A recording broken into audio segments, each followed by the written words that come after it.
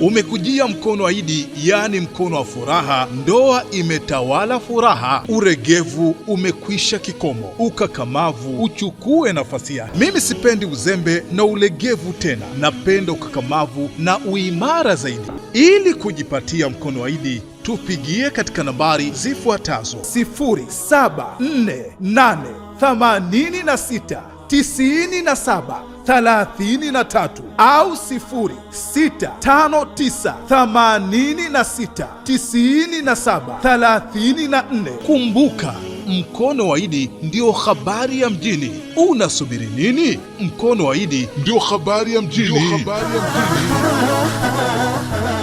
Assalamu alaikum wa rahmatullahi wa barakatuhu. Wa alaikum salam wa rahmatullahi wa barakatuhu. Naam, ndugu zangu. Naam. Kama ilivyo ada na kawaida, leo ni siku nyingine tena tunaendelea katika darsa zetu, na hasa katika Fizya'il Qur'an. Na Allah subhanahu wa ta'ala anasema ndani ya Qur'ani, wa fi anfusikum afala tubsirun.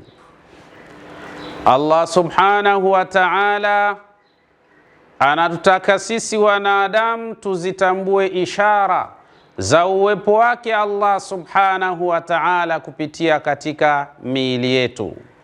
Ndipo akasema wa fi anfusikum, lakini kadhalika na kupitia katika miili yenu nyinyi wanadamu, afala tubsirun, kwa nini msiwe ni watu wenye kufanya tafiti na kupitia tafiti hizo mkamjua Mwenyezi Mungu subhanahu wa ta'ala. Ndio maana neno likaja basir, tubsir, sawa.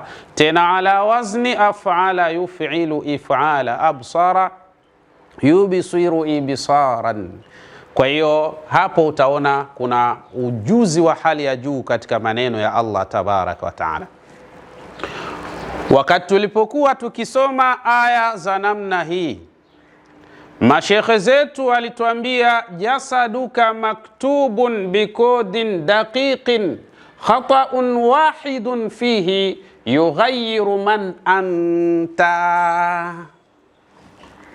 Wakatuambia mashekhe zetu, jasaduka maktubun, mwili wako wewe mwanadamu umeandikwa. Yani Allah subhanahu wa ta'ala ameufanya mwili wako wewe unayenifuatilia na mimi ninayezungumza hapa ni maandishi matupu katika miili yetu. Yani maktubun, umeandikwa mwili wako. Tena umeandikwa huo mwili kwa namna gani? Bikodin daqiqin, kwa kodi maalum kabisa, tena zinazohitaji umakini wa hali ya juu biidhnillah subhanahu wa ta'ala. Kwa nini? Khata'un wahidun, kosa moja tu, fihi, katika yale maandishi au ile kodi iliyo katika mwili wako wewe mwanadamu, yughayyiru man anta, una uwezo wa kubadilisha kabisa ikawa hujulikani wewe ni nani.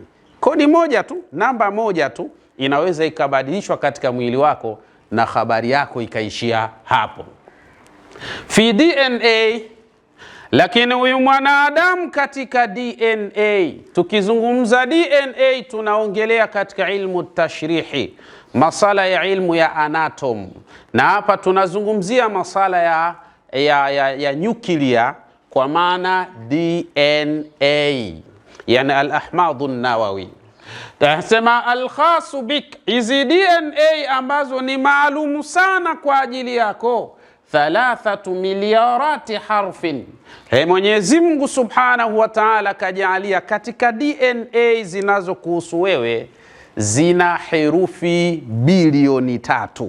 Huyo ni Mwenyezi Mungu subhanahu wa ta'ala, na anasema wa fi anfusikum afala tubsirun, na kupitia nafsi zenu nyinyi wanadamu, kwa nini hamna macho ya kutafakari vema katika yale ya Allah subhanahu wa ta'ala? Kila mmoja ana DNA, na hizi ni amaliyatul warathia, yani mtu anarithi kutoka kwa wazazi wake DNA.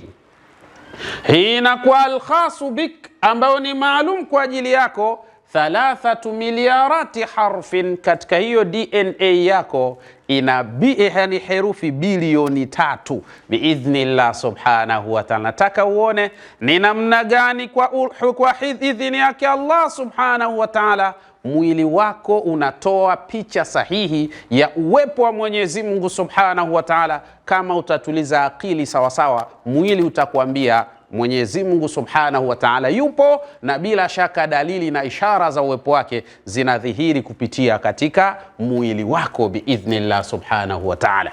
Lakini harfun wahidun faqat, kwa maana harufi moja tu, idha taghayyara, inapobadilika hiyo harufi, qad yughayyiru launa ainaik, ina uwezo wa kubadilisha rangi ya macho yako. Herufi moja tu ikicheza ndani ya mwili wako ina uwezo wa kubadilisha rangi ya macho yako, wadamika, na hata damu yako inaweza ikapoteza mwelekeo, au adhalatika, lakini hata misuli yako pia inaweza ikapoteza mwelekeo kwa herufi moja tu katika hayo mabilioni ya herufi ambazo Mwenyezi Mungu subhanahu wa ta'ala ameziweka katika miili yetu. Allah anasema wa fi anfusikum afala tubsirun. Allah anasema na kupitia katika nafsi zenu nyinyi wanadamu, katika kutaka kumjua Allah subhanahu wa ta'ala, kwa nini hamchukui fursa ya kufanya tafiti mkamjua Allah subhanahu wa ta'ala? Tusemeni la ilaha illa Allah. La ilaha illa Allah. Lakini hamduka nawawiyu, lakini kadhalika zile asidi zako zenye asili ya nyuklia, kwa maana DNA maktubu bi 4 hurufin. Hizi nazo Allah subhanahu wa ta'ala amezijalia katika miili yetu, zimeandikwa kwa herufi ngapi? 4. Harufi hizo ni A, T, G, C. Hizi ndio herufi zimeandikwa katika DNA, ambazo bila shaka tunasema kullu 3 hurufin, yani kwa maana hizi harufi 3 ambayo ni A, T, G, herufi hizi ngapi? 3, tasna'u malayina ta'limat, nazo zinatengeneza mamilioni ya taarifa na taaluma za aina mbalimbali. Angalia ukubwa wa Allah subhanahu wa ta'ala kupitia katika miili yetu. Allah anasema wa fi anfusikum afala tubsirun, na kupitia katika nafsi zenu nyinyi wanadamu mnapotaka kumjua Allah, mbona sasa hamuini watu ambao wanaofanya tafiti ili kujua ukubwa wa Allah subhanahu wa ta'ala? Kwa hali hiyo sasa, tabini jismaka au tabini jismuka, unajenga mwili wako, yani kwa maana hizi taaluma tabini jismaka zina ujenga mwili wako bilkamil, kwa ukamilifu kabisa. Sawa, lakin khata'un fi harfin wahidin, lakini pakitokea makosa katika harufi moja tu iliyomo katika DNA yako, qad yudammiru kulla shay'in, ina uwezo wa kuangamiza kila kitu kikaharibika. Yani harufi moja tu katika DNA zako ikipata madhara, basi kadhalika ina uwezo wa kuharibu mwelekeo mzima wa mwili wako, afya yako, maisha yako kwa ujumla, na kila kinachokuhusu wewe kinawezekana ikaharibika kwa herufi moja tu. Maradhu anemia, kwa mfano maradhi ya anemia. Yani tukizungumzia anemia tunazungumzia maradhi yale ya kukaukiwa na damu mara kwa mara, kwa maana alkhalaya alminjaliya tunaizungumza. Maana yake hii ni alkhalaya alminjaliya, maana yake sickle cell disease. Maradhi haya sickle cell fi jini alhemoglobina, mara kadhaa haya maradhi huja kutokana na jini, kwa maana na zile hemoglobin, kwa maana zile chembe chembe zinapoteza umbo lake la O na inakuwa katika umbo la nusu mwezi, yani kama mwezi ambao ulokuwa nusu.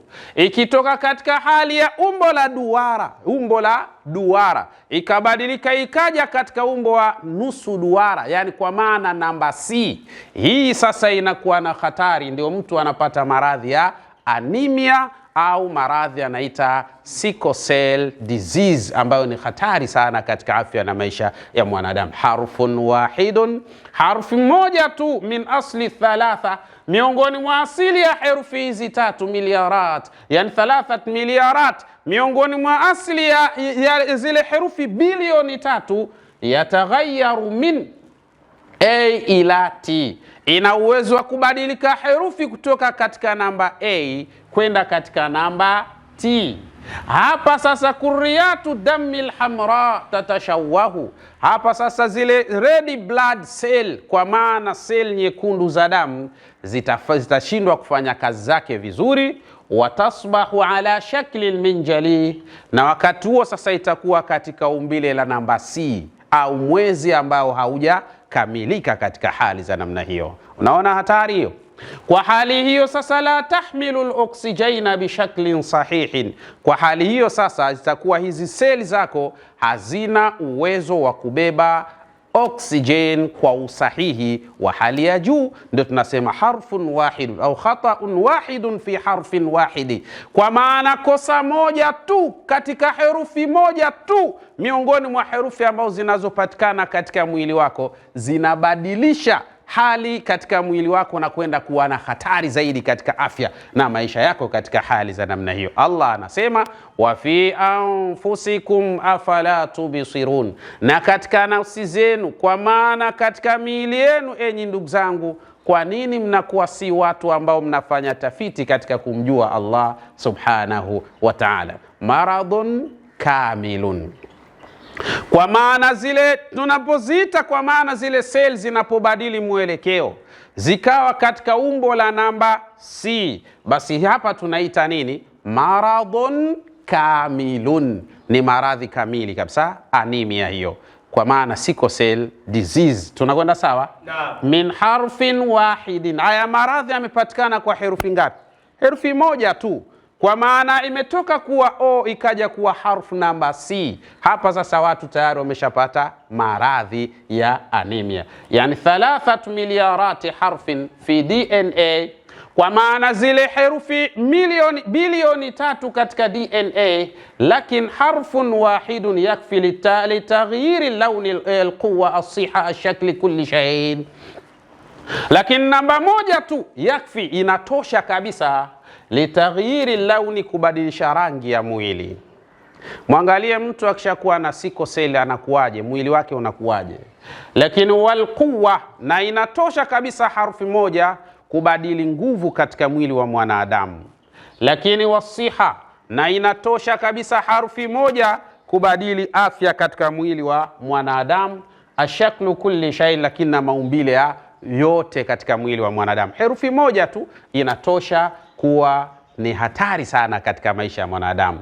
Kwa tunasema khata'un fi harfin wahidin, kwa maana makosa katika harufi moja tu, kad yuidu kitabata wujudika, hii inaweza ikarejesha maandishi ya uwepo wako katika ardhi hii. Yani kosa ya herufi moja ndani ya mwili wako inaweza ikafanya ukafutika na kupotea katika ulimwengu, maana yake ukaondoka katika dunia hii, ukafa kwa sababu ya kosa la herufi moja miongoni mwa herufi zilizo katika mwili wako. Kwa hali hiyo sasa tutakwenda kutazama ash-shaykhukatul mubkir, kwa maana ni mara ngapi tunaona kuna baadhi ya watu wanapatwa na tatizo la kuzeeka haraka sana, tena nje ya muda wa wao kuzeeka. Na hili ni kutokana na sakata ambalo tunaliona katika wakati tuliokuwa nao. Kuna mdada mmoja ambaye inasemekana yeye ni mtu wa South Africa, ambaye yeye ana umri wa miaka 31, lakini ukimtazama namna jinsi alivyo unaweza kusema labda ni kibibi kizee cha miaka 100 na kitu hivi, lakini ana miaka 31. Sasa watu hapa wakasema maneno mengi sana. Wapo waliosema huyu amerogwa, kafanywa uchawi ndo maana kawa hivyo. Wengine wanasema hapana, huyu labda vyakula amekula vibaya. Wengine wanasema alikuwa na mahusiano na mzungu, kwa hiyo yule mzungu alipokutana naye tu kimwili ndio akasababisha hali ikabadilika ikawa hivyo jinsi alivyo. Basi kila mmoja anasema yale ambayo anayo yasema. Ukweli wa hili uko wapi? Ukweli wa hili tunarejea pale pale katika aya katika suratu Dhariyat aya ya 21 pale Allah subhanahu wa ta'ala aliposema wa fi anfusikum afala tubsirun. Haya ndo majibu sahihi kwa nini huyu mwanamama yupo katika hali ya namna hii. Naomba twende vizuri. Qur'ani shatupa majibu ya mtu huyu biidhnillah subhanahu wa ta'ala. Sikiliza ndugu zangu, kwa nini baadhi ya watu wanaweza kupata uzee wa haraka sana, yani wakawa wazee haraka sana wakati umri wao ni mdogo, lakini mandhari yao ni mandhari ya mzee sana. Inakuwaje katika hali za namna hii? Lakini kuna baadhi ya watu pia wana umri mkubwa, lakini mandhari yao kiatazama ni mandhari yanaonyesha kama bado vijana kabisa wanadai, lakini ukiangalia hisabu au namba za umri wao ni watu wakubwa sana. Lakini wapo watu wa hali za namna hii. Sasa inakuja katika hali ifuatayo. Kuzeeka mapema hiya halatun tadhharu fiha alamatu taqaddumi fil umri qabla awaniha. Hii ni hali ambayo tadhharu, inajitokeza fiha, katika suala hili la mtu kuzeeka mapema, alamatu taqaddumi fil umri, alama za mtu kufanyaje, kwa maana kuutangulia umri, kabla awaniha, kabla ya muda wake. Yani ndo tunaona kwa huyu dada yetu huyu katika ardhi ya South Africa, yeye ameutangulia umri kabla ya nini, ya muda wake au ya wakati wake. Ana miaka 31, lakini sasa hivi ameutangulia umri, yupo katika miaka 110 na kuendelea hivyo. Ameutangulia nini, umri. Lakini kadhalika baadhi ya watu pia wako hivyo. Kuna watu wanatangulia umri, ukimuuliza miaka yake ya kuzaliwa na appearance yake, vitu viwili tofauti kabisa katika hali za namna hiyo. Hiya halatun tadhharu fiha alamatu taqaddumi fil umri, ni hali ambazo zinadhihirisha alama za mtu kutangulia umri kabla awaniha, kabla ya muda wake. Na hasa mara kadhaa haya mambo hutokea fi thalathiniyat, katika miaka ya 30, wal arbiinat, na katika miaka ya 40. Unaona?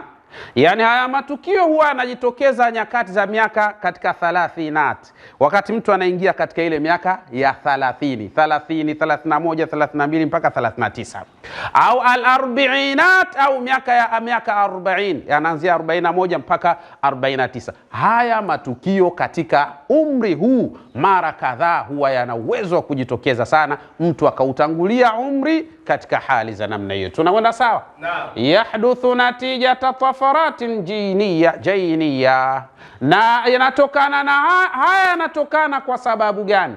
Yanapatikana haya kwa sababu ya tafaratin jiniya, kwa sababu ya kubadilika kwa zile nini, DNA na RNA. Kwa hiyo zinapobadilika zile, sasa inawezekana mtu akazeeka haraka sana, na akawa hisabu za miaka ikawa zinasoma yeye ni kijana, lakini appearance ikawa inasoma yeye ni mzee. Ndio taqaddumul umr, yani akautangulia umri. Ni kwa sababu ya tafaratin jiniya, kwa maana kubadilika, yani kufanya tofauti kwa zile nini, DNA. Na tunapozungumza DNA, ndizo ambazo zina uwezo wa kuchukua pia tabia. Na ndio maana utaona hata mathalan, hata ikitokea mtu ameng'atwa na mbwa, labda yule mbwa ambaye ana kichaa kile cha mbwa, basi mara kadhaa zile madhara ukimbilia katika DNA na kuathiri zile DNA, ndio utamuona yule mtu anabeba tabia za mbwa. Anaweza kuwa anabweka kama jinsi anavyobweka mbwa, anaweza kuwa na ukipita karibu yake anaweza kung'ata kama jinsi anavyong'ata mbwa. Yeye anachukua zile tabia za mbwa kwa sababu zimekwenda kuathiri katika DNA. Tunaelewana vizuri eh?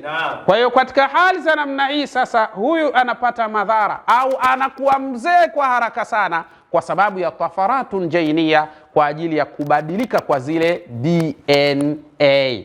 Nadira, lakini kadhalika ili tukio huwa ni nadra sana, yani nadra mno kutokea, sio mara kwa mara yanatokea mambo haya, ni nadra sana kutokea hali za namna hii. Tunakwenda sawa? Au bisababi namtil haya, au kwa sababu ya vitu vinavyoitwa namtul haya. Namtul haya ni mtu, kuna vitu mtu anafanya, kwa mfano kuvuta masigara. Mtu akivuta sana masigara ana hatari pia kupata, yani kutangulia umri kabla ya nini, ya muda wake. Au mtu akivuta sana makoken, maunga hayo, inawezekana umri ukatangulia kabla ya muda wake. Lakini kadhalika, au mtu akawa anakaa sana juani, inawezekana umri ukatangulia kabla ya nini, ya muda wake. Ndio tunajibu swali, kwa nini huyu binti mwenye miaka 31 ameutangulia umri, kwa sasa anaonekana kama kibibi cha miaka 110 wa inala au zaidi kidogo ya hapo katika hali za namna hii.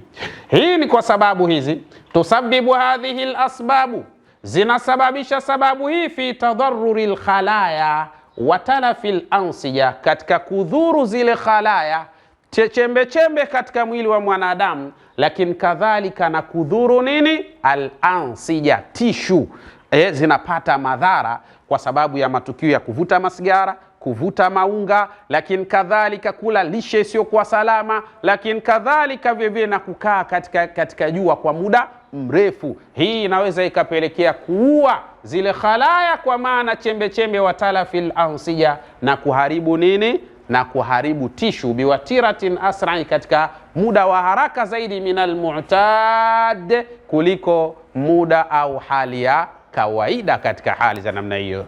Katika mazingira haya sasa panazaliwa maradhi yanaitwa alborojiria. Panazaliwa maradhi ambayo yanaitwa alborojiria, katika lugha zenu nyinyi mnaita progeria. Haya ni maradhi ambayo yana uwezo wa kuzaliwa maradhi hayo. Kwa sababu gani? Kwa sababu ya kubadilika kwa zile DNA katika hali za namna hii. Kwa mazingira haya sasa tunasema haya maradhi ya progeria ni epi? Huwa tafratun fi jin. Hapa ni mabadiliko katika jin ambayo inaitwa LMNA. LMNA huwa aljinu almas'ulu an intaji protein yusamma lamin A. Lakini kadhalika nayo hii ni jin, kwa maana ni nini? Ni DNA almas'ulu, ambazo ni maalum kabisa hizo, an intaji protein, kwa ajili ya kuzalisha protini, yusamma, inaitwa lamin A, kwa maana protini ambayo inaitwa lamin A. Sawa, hii ni maalum kwa ajili ya kuzalisha protini hii. Alladhi, hii ndio protini ambayo yarbutu nuwatul khalia, inayoshikamanisha zile nuwatul khalia. Tukizungumza nuwatul khalia, maana yake inaambatanisha zile nini, koa zenyewe. Sawa, maan zikiwa katika sehemu moja au katika mfumo wa hali ya aina moja. Tunakwenda sawa? Hadha alkhalalu, sasa huu mwachano, yaj'alu nuwatal khaliyata, nuwatal khaliyati ghairu mustaqirrata, yani ghaira mustaqirra. Anasema hadha alkhalalu, sasa hizi infection yaj'alu nuwata alkhaliyati, ina uwezo wa kusababisha hizi khalia zenyewe, kwa maana zile chembe chembe zenyewe ghaira mustaqirra, zikawa hazitulii katika hali ya namna moja, zina hamahama, zina badilika. Tunakwenda sawa? Ndio mtu mwenye umri mdogo anaonekana kuwa na umri mkubwa. Mimma, jambo ambalo yuaddi ila amaliyati shaykhuha, ambalo linaweza kupelekea mtu akazeeka asaria, kwa haraka sana. Alikuwa na umri wa miaka 31, kwa haraka sana akaonekana ni mtu ana miaka 110. Kwa nini? Kwa sababu ya uwepo yani zile nuwatil khalia ghaira mustaqir, hazikai katika utaratibu wa aina moja. Mima yuaddi ila amaliyati shaykhukhati saria, jambo ambalo linaweza kupelekea mtu akafanyaje, akazeeka kwa haraka sana. Tunakwenda sawa? Ndio najibu swali, kwa nini huyu kapatwa na tatizo hili la kuzeeka kwa haraka? Hajarogwa, hajafanyiwa uchawi, ni maradhi yanaitwa alborojiria, kwa maana progeria hii ni katika maradhi ambayo yanatokana na nini? Kubadilika kwa jini ambazo zinaitwa LMNA, kwa maana protini ambayo inaitwa lamin A. Hizi sasa lamin A ni katika protini ambazo zikiwepo katika kiwango kikubwa zinapelekea zile chembe chembe zinapoteza mwelekeo. Tunakwenda sawa? Mimma yuaddi ila amaliyati shaykhukhati sari'a, ambayo itapelekea sasa huyu mtu kuzeeka haraka sana katika hali za namna hiyo. Tunakwenda sawa? Watahduthu hadhihi tafratu ghaliban, lakini kadhalika na haya mabadiliko ya chembe chembe mara kadhaa hutokea kakhalalil jini, kutokana na yani ile yani infection katika sehemu ya jini, zile DNA zenyewe zikipata madhara, basi anakuwa katika hali ya namna wa nadiran. Lakini haya ni matukio nadra sana, sio mengi kupatikana duniani, nadra mno kutokea matukio ya hali ya namna hii. Tunakwenda sawa? Naam. Wa minal asbabi, lakini miongoni mwa sababu za mtu kuzeeka haraka, tarakumul judhuri alhurra, ni kuambatana sana na vimelea ambavyo vyenye tabia ya kuweza kuanzisha kansa ya ngozi. Kama vitaambatana vimelea vingi sana ambavyo vina uwezo wa kuanzisha kansa ya ngozi, hii ina uwezo wa kumpelekea mtu akafanyaje? Akazeeka haraka sana, tena dharra, vyenye madhara, allati tudamiru alkhalaya bisababi tawaturi au tadkhin, ambayo inawezekana ikaangamiza zile khalaya, tishu, sawa, na kuangamiza hizi tishu bisababi tawatur, kwa sababu pia ya msongo wa mawazo. Ikiwa kuna mtu kila wakati yeye yuko katika msongo wa mawazo, pia huyu anazeeka haraka, sawa. Kwa sababu gani? Ukiwa kila wakati una msongo wa mawazo, hii inapelekea kuua tishu hizi. Kwa hiyo tishu zikifa, inabidi uwe mzee haraka sana katika muda wa hali za namna hiyo. Tunakwenda sawa? Watadkhini, lakini kadhalika na mtu anayevuta kamoge, sigara. Navuta sigara, basi wakati unapovuta ama sigara unazeeka haraka, kwa sababu hii inapelekea sigara kuua tishu. Kwa hiyo tishu zikifa, inabidi uzeeke tu tawan wa karaha. Wewe ukitaka utazeeka, au kutaka utazeeka. Waangalia wale wavuta sigara chronic, alafu uliza umri wao na angalia muonekano wao, utapata majibu sahihi katika haya tunayoyasema. Wallahi ni hatari sana. Tunakwenda sawa? Naam. Haya, au sui ataghdhiya, au mtu kuwa na lishe mbaya, anakula ovyo ovyo tu, anakula vitu vibaya vibaya. Huyu mtu inatakiwa ale vitu vizuri. Mmoja katika kutengeneza vizuri, yani usizeeke mapema, inatakiwa ule vyakula vyenye asili ya omega 3. Tukizungumza vyakula vyenye asili ya omega 3, tunazungumzia samaki, sawa, samaki, lakini kadhalika na hata wale almahar, wale chaza na mfano wa hayo.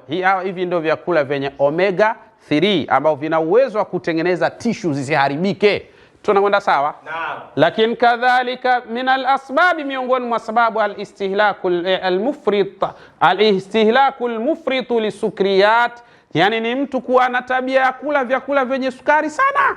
Yani unakula sukari nyingi sana, unazeeka mapema ukiwa na tabia ya kula hivyo. Yahfizu iltihabatil ansija, hii pia inaleta athari katika tishu, sawa. Wa yudammiru al-collagen, na ina uwezo wa kuenda kuangamiza protini inaitwa collagen. Yani collagen hii, kama utakuwa unakula sukari nyingi, ina hatari collagen kupata madhara. Tunaelewana vizuri? Na tunapozungumza collagen nini? Wa hiya protein, nayo ni protini ghairu qabilatin lidhauban, ambayo huwa haikubali kuyayuka yenyewe. Yani ni protini ambayo haiyayuki mwilini. Tunakwenda sawa? Naam. Yatakawanu al-collagen bishaklin asasi min al-ahmad al-aminiya.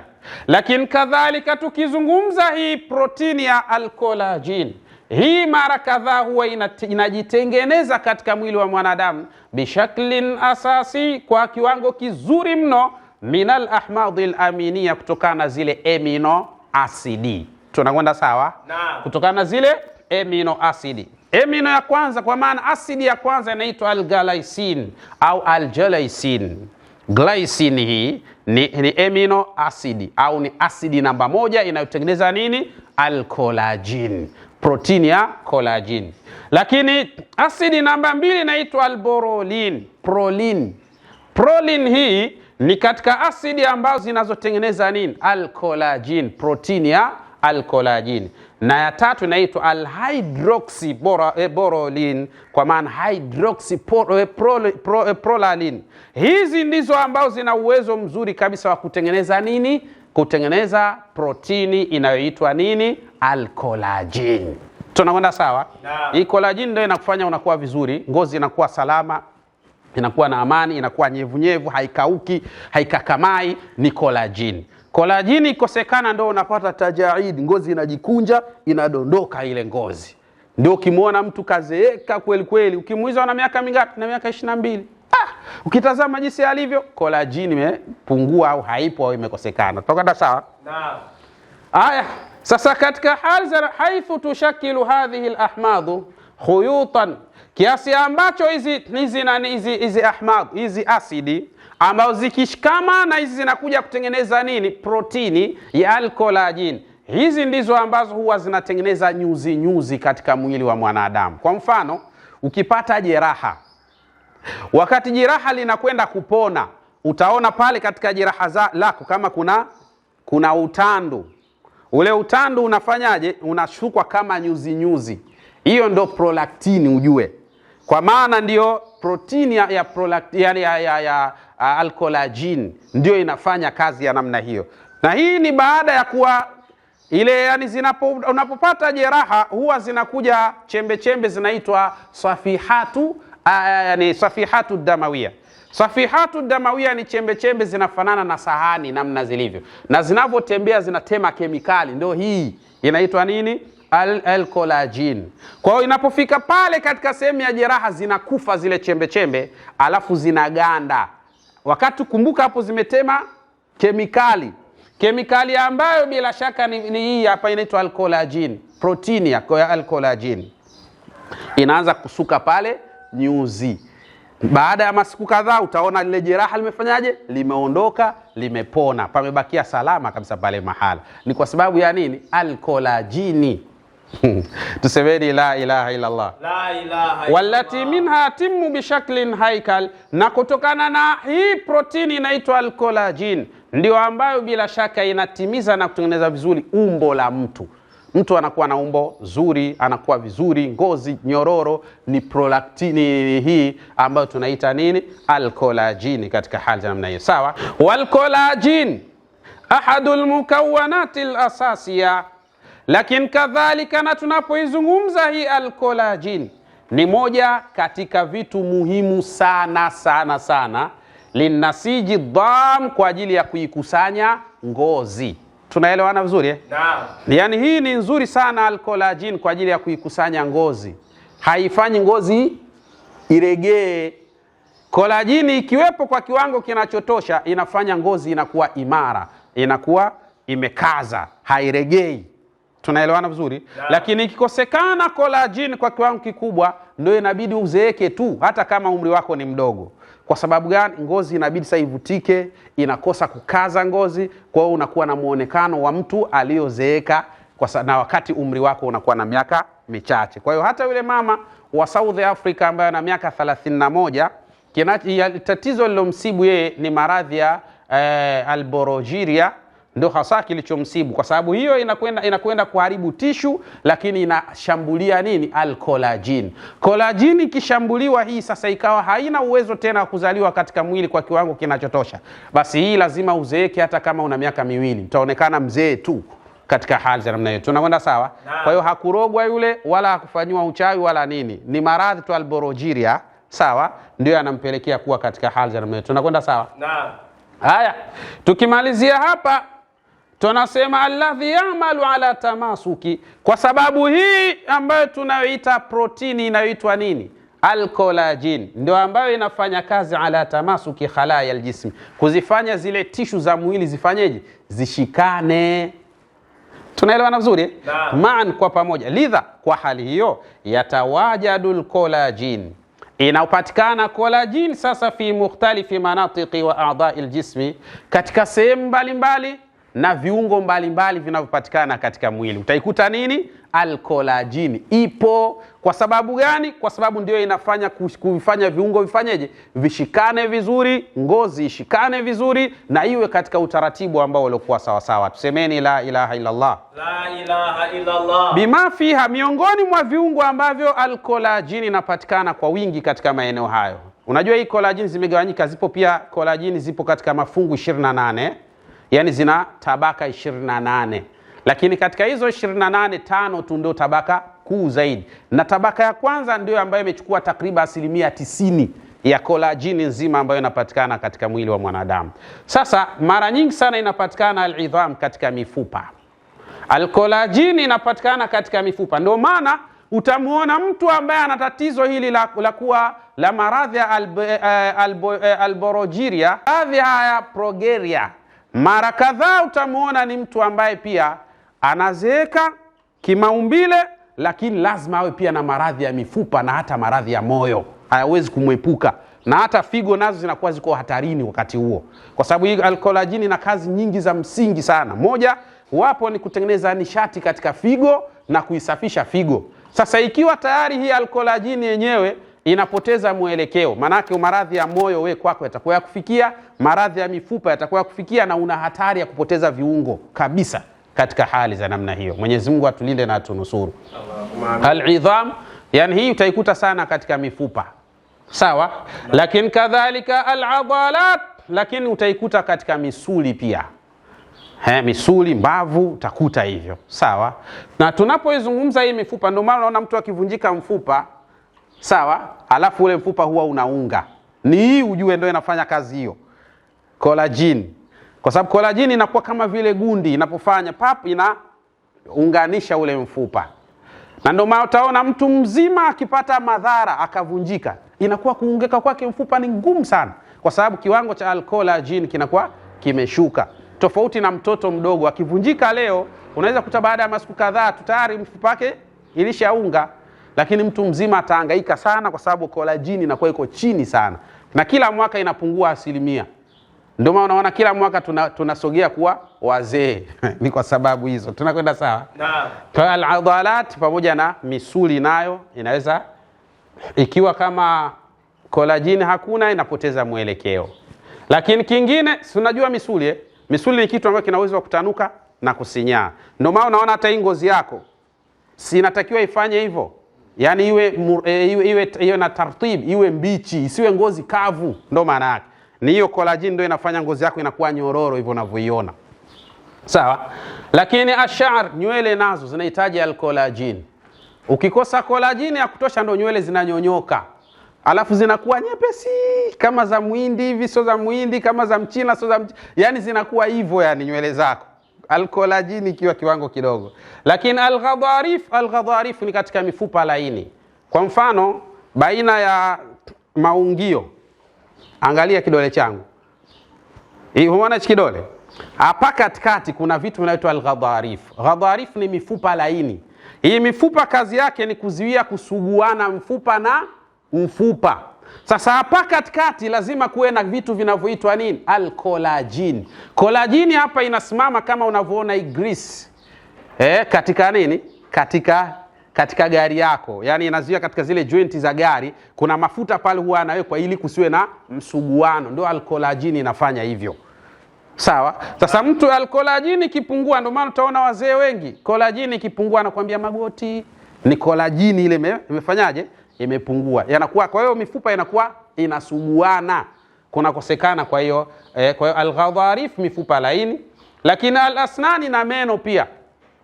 Anapungukiwa hii protini ambayo inaitwa al-collagen, pia atakuwa na maradhi ya meno. Yatakuwa yanauma sana, na wakati mwingine yanakatika. Yana katika meno bila sababu. Atakuwa anajikuta katika hali za namna hiyo. Lakini kitu kingine, al-awiyatu damawiyya, hata mifumo ya damu itakuwa iendi vizuri. Yaani mfumo wa damu utakuwa unakwenda ndivyo sivyo. So unajua katika mwili wa mwanadamu kuna mizunguko mitatu ya damu Kuna ad-duratu damawiyatu as-sughra, ad-duratu damawiyatu al-kubra, ad-duratu damawiyatu al-mutawassita. Kuu wa damu, mzunguko wa wastani na mzunguko mdogo wa damu. Sasa al-collagen ikiwa ipo kwa kiwango kidogo, inabidi damu sasa ivurugike, haiendi vizuri. Kwa hiyo itabidi wewe sasa utapoteza sehemu fulani za viungo. Na hapa mtu anaweza kupatwa na vitu vinavyoitwa az-zuhaimar. Zuhaimar ndo anakuwa na nyakati fulani anapoteza kumbukumbu, nyakati fulani kumbukumbu zinarudi. Az-zuhaimar. Al-collagen ikipungua, basi tatizo hilo lazima ukutane nalo tu. Sawa? Zuhaimar, unakuwa unapoteza kumbukumbu. Sawa? Lakini al-a'dha'u ad-dakhiliyya, lakini utaikuta al-collagen ipo katika viungo vya ndani, kama tulivyosema, moyo, figo, maini, sijui nini, vyote alkolajini lazima ifanye, kwa sababu hivi viungo vinafanya kama tishu, yani kama adhalat, kama misuli, yani kwa sababu ina uwezo wa kutanuka na kusinyaa. Mapafu ili afanye kazi natakiwa yatanuke na kusinyaa. Moyo ili ufanye kazi natakiwa utanuke na kusinyaa. Figo ili ifanye kazi natakiwa hivyo. Bandama sijui natakiwa. Kwa hiyo lazima alkolajini ni kitu muhimu sana. Watafiti wamebaini sasa hivi, kwa maana kuna aina nyingi sana za hizi alkolajini. Wakasema ziko 28, wengine wakaenda mbali zaidi ya hizo 28 kutokana na utendaji uliomo katika mwili wa huyu mwanadamu. Kwa hiyo sisi tumejibu swali kuhusiana na yule dada yetu katika ardhi ya South Africa. Watu wanapata tabu tu, walikutana na mzungu ndo akawa vile hakuna cha mzungu wala nini tu. Yale maradhi yanaitwa alborogiria, ndio maradhi ambayo yanakuja kuharibu tishu, lakini yanaua kwa haraka sana alkolajin, kwa lazima uzeeke tu kwa haraka sana kwa namna yoyote. Kwa hiyo ni maradhi ya kawaida tu, na Mwenyezi Mungu anasema wa fi anfusikum afala tubsirun, na ni vema muwe na tabia ya kufanya tafiti kupitia miili yenu. Kwa nini hamfanyi hivyo mkamjua Mwenyezi Mungu Subhanahu wa Ta'ala? Kwa hiyo nimejibu swali, na huu ndo usahihi wa mambo jinsi ulivyo insha Allah. Bila shaka, na mwisho kabisa niseme ya Rabbi, na kuomba warehemu wazazi wetu pamoja na mashekh zetu ya Allah. Tunafanya kama tunapata thawabu ya Rabbi, tunakuomba thawabu zetu wapelekea wazazi wetu pamoja na mashekh zetu, kwa kuwa wao ndo chachu ya sisi kuyajua haya, kwa hurma na utukufu wako ya Allah ya Rabbal Alamin. Assalamu alaikum wa rahmatullahi wa barakatuhu. Wa alaikum salam wa rahmatullahi wa barakatuh. Umekujia mkono wa Idi, yani mkono wa furaha. Ndoa imetawala furaha, uregevu umekwisha kikomo, ukakamavu uchukue nafasi yake. Mimi sipendi uzembe na ulegevu tena, napenda ukakamavu na uimara zaidi. Ili kujipatia mkono wa Idi, tupigie katika nambari zifuatazo: 0748869733 au 0659869734. Kumbuka, mkono wa Idi ndio habari ya mjini. Unasubiri nini? Mkono wa Idi ndio habari ya mjini.